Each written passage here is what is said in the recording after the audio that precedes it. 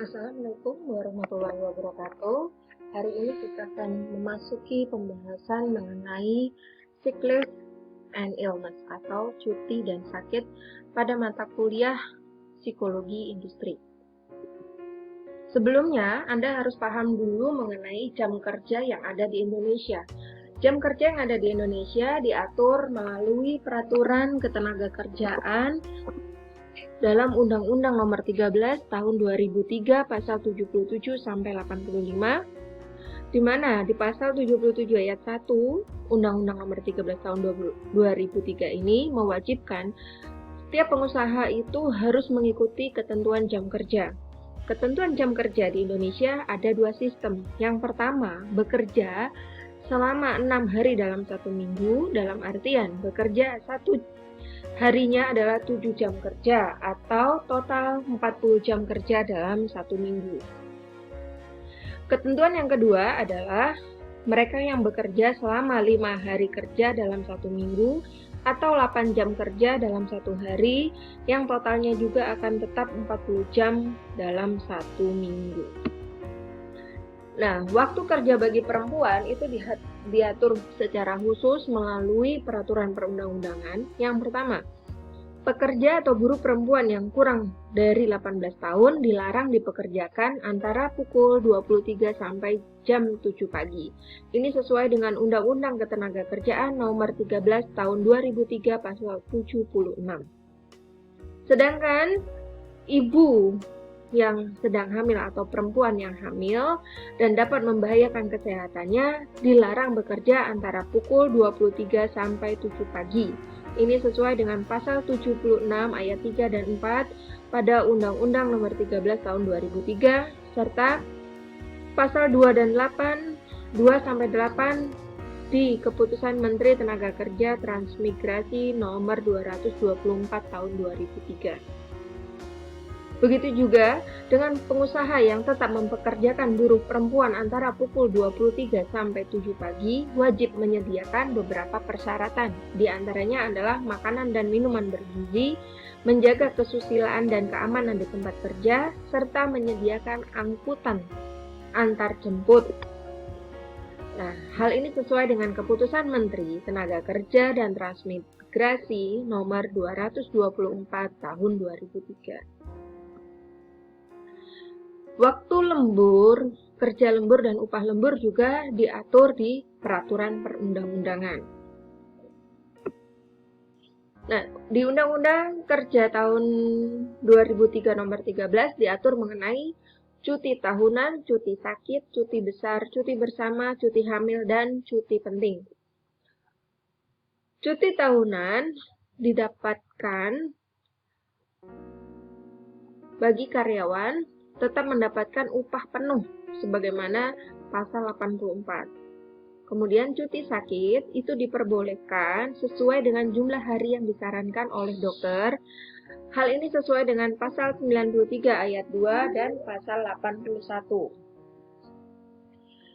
Ketentuan cuti sakit ini juga diatur melalui perjanjian kerja. Cuti besar ini dapat dilakukan jika karyawan itu sudah bekerja selama lebih dari 6 tahun dan tergolong cukup senior dan memberikan kontribusi khusus kepada perusahaan. Hal ini diatur pada pasal 79 ayat 2. Cuti bersama ini sesuai dengan peraturan SE 32 Menteri SJHK tahun nomor 12 tahun 2010 tentang pelaksanaan cuti bersama di sektor swasta. Sedangkan cuti hamil diatur di pasal 82, yaitu karyawan berhak mendapatkan 1,5 bulan sebelum dan 1,5 bulan setelah melahirkan. Jika yang mengalami keguguran juga mendapatkan cuti selama 1,5 bulan setelah dia keluar dari rumah sakit. Cuti penting diatur pada pasal 93 ayat 2 dan 4. Ini harus memenuhi ketentuan sebagai berikut. Nah, sebelum kita masuk mengenai izin cuti kerja, kita harus memahami dulu potensi bahaya, keselamatan dan kesehatan kerja yang dapat berdampak pada korban. Hal ini menurut ILO dibagi menjadi 4, yaitu kategori A, di mana potensi bahaya menimbulkan risiko dampak jangka panjang pada kesehatan pekerja. Kategori B, potensi bahaya yang menimbulkan risiko langsung pada keselamatan si pekerja. Kategori C, risiko terhadap kesejahteraan atau kesehatan sehari-hari pada pekerja. Dan kategori yang terakhir, bahayanya adalah potensi bahaya yang menimbulkan risiko pribadi dan secara psikologis. Nah, apa itu sick leave? Sick leave adalah cuti sakit yang seharusnya tetap dibayar. Karena apa? Karena hal ini memiliki peran penting di saat krisis, di mana pekerja banyak takut dipecat dan diperlakukan diskriminasi saat dia melaporkan dirinya sakit. Bahkan saat ini banyak sekali tenaga kerja yang tidak berani untuk melaporkan dirinya sakit karena adanya potongan pada pekerjaan mereka, sehingga seringkali mereka memiskinkan diri mereka sendiri dan keluarganya karena dalam kondisi sakit mereka tetap berobat sekaligus tetap bekerja.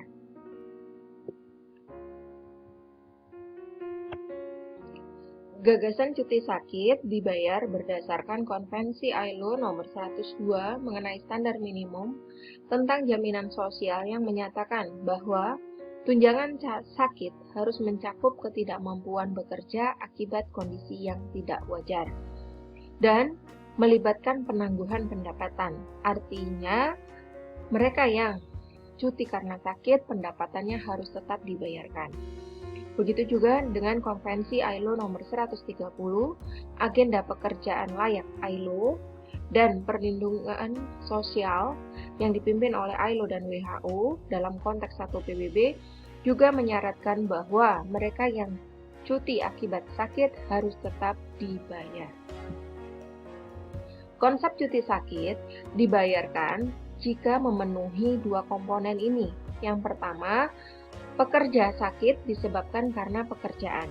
Yang kedua, pekerja tetap mendapatkan uang tunai sebagai pengganti upah selama mereka cuti karena sakit.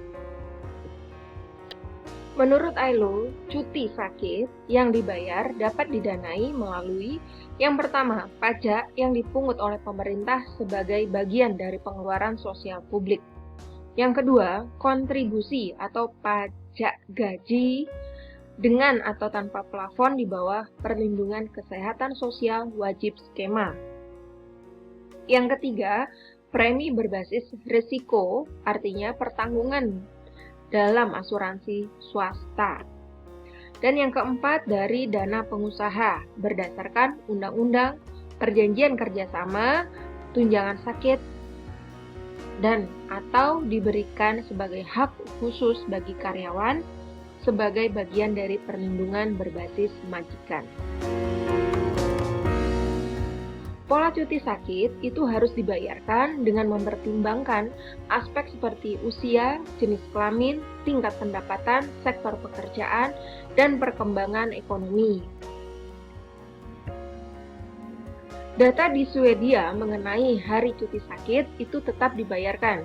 Swedia, Norwegia, dan Belanda itu tetap dibayarkan. Kemudian di Irlandia, tingkat cuti sakit dibayar bervariasi berdasarkan pekerjaan dan sektor ekonomi. Sedangkan di Indonesia berkenaan dengan gender.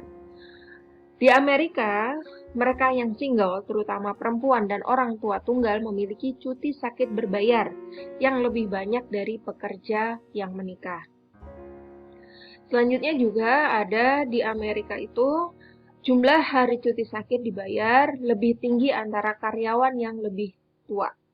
Begitu juga dengan mereka yang tingkat perekonomiannya lebih rendah dilaporkan memiliki 6 kali lebih sering cuti sakit daripada mereka yang bekerja pada kelas yang sosial ekonomi lebih tinggi. Kemudian apa yang perlu dilakukan oleh seorang ahli K3 mengenai cuti sakit dan izin sakit ini? Yang pertama, tetap menjaga reputasi dan produktivitas perusahaan dengan cara mengurangi angka kesakitan dan kecelakaan kerja yang dilakukan melalui tinjauan ulang asesmen yang sudah dilakukan di setiap unit kerja. Kedua, membuat karyawan lebih sadar dengan bahaya dan risiko di tempat kerja dapat dilakukan dengan refresh ilmu, baik melalui safety briefing, safety meeting, dan lain-lain. Ketiga, mengurangi stres yang dirasakan karyawan dengan cara pengaturan jam kerja dan deadline pekerjaan yang lebih manusiawi. Keempat, meningkatkan performa karyawan dapat dilakukan melalui training. Kelima, meningkatkan loyalitas karyawan dengan cara pelaksanaan K3 dengan lebih baik. Hal inilah kenapa sick leave atau cuti karena sakit dan sakit itu sendiri perlu diketahui oleh seorang ahli K3. Sekian pembahasan kita mengenai sick leave. Saya akhiri. Assalamualaikum warahmatullahi wabarakatuh.